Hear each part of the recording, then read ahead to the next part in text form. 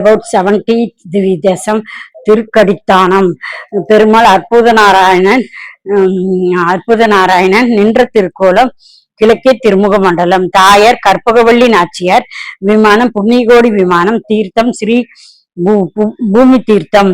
பிரதிக்ஷம் ருக்மாங்கதன். மங்கள சாசனம் நம்மாழ்வார்கள் 11 பாசுரம் பாடியுள்ளார். திருவள்ளா அருகே செங்கநல்லூர்சேரிக்கு கிழக்கே 3 கிலோமீட்டர் தொலைவில் உள்ளது. அற்புத நாராயணனாக பக்கத்தில் இருக்கிறார். தட்சிணாமூர்த்தியாக சிம்மமூர்த்தியாக எல்லாமே எழுதறி ஊர் திருக்கடித்தானம். திருவல்லபம் கீழே பார்த்தோம். திருக்கடித்தானம் கடி என்றால் பரிமளம் என்று அர்த்தம். நல்ல மனமான வாசனுடைய ஊர் அர்த்தம். ஒரு திருக்கடிகை, ஒரு கடி கை என்றால் 24 கடி. தானம் என்றால் இங்கு நின்றார். நாம் பாவங்களை தீர்க்கும் தலம். கதித்தலம். கதி என்றால் வித்யாபீடம் என்று சொல்வார்கள். வடக்கே சென்றால் யாகத் கதி, வால்மீகி கதி, அனுமன் கதி, கதிஸ்தலம் என்று. அதனால் கதித்தானம். ஆனந்த நாராயணன் நின்ற திருக்கோலம். கற்பகவல்லி நாச்சியார் பூமி தீர்த்தம். நோக்கி திருமுக மண்டலம் புண்ணியகோடி விமானம். ருக்மணி மன்னருக்கு பெருமாள் பிரத்யட்சமாக சேவை சாய்க்கிறார். ருக்மணி மேலும் சகாதேவனால் நிர்மலம் பண்ணப்பட்ட ஊர். பக்கத்தில் பஞ்சபாண்டவர்கள் பிரதிஷ்டை செய்த ஒவ்வொரு பாண்டவர் ஒவ்வொரு புண்ணிய நிறுவனம் செய்து கொண்டு இருக்கிறார். திருத்தலத்தை பார்க்கலாம், சரித்திரத்தை பார்க்கலாம். சொல் கடிகை என்ற சொல்லில் இருந்து வந்ததாகும். 108 வைஷ்ணவ திருத்தலம். கடி என்ற சொல்லை கொண்டு 3 தலங்கள் விளங்கின. அவை திருக்கடிகை என்றும் சோழிங்கபுரம் வடநாட்டு பகுதியில் ஒன்று, கண்டம் என்று கடிநகர். இத்திருக்கடித்தானம் என்று ஒன்று. அதாவது கடிகை பொழுதில் ஒரு நாளிகை பொழுதில் என்பது 24 நிமிடம் தூய்மையான கடுதவம் இந்த தலங்களில் மேற்கொண்டல் காரி சித்தி மோட்சம் கிட்டும் என்ற ஐதீகம்.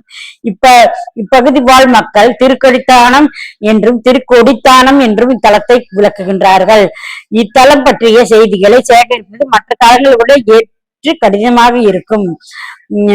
ருக்மாங்கதன் என்ற சூரிய வம்சத்து மன்னனின் நந்தவனத்தில் போர்த்தித்த மிக அழகிய புஷ்பங்களை தேவர்கள் பறித்துக் கொண்டு எம்பெருமானுக்கு சூழ்ச்சி வாங்குதல் என்றும் இவ்வாறு மலர்கள் மறைவதை அறிய முற்பட்ட மன்னன் தன் மலர் கொய்ய விரித்து கொள்ள தேவர்கள் விண்ணலும் செல்ல இயலாதனை ஏற்பட்ட இதற்கு பிரிச்சித்தம் கோரி நிற்க ருக்மதாதன் வருடம் தவறாமல் ஏகாதேசி விரதம் இருந்து பெரும் பேற்றை பெற்றவரால் தான் அதன் பயனை தேவர்கள் கொடுத்தருள முடியும்.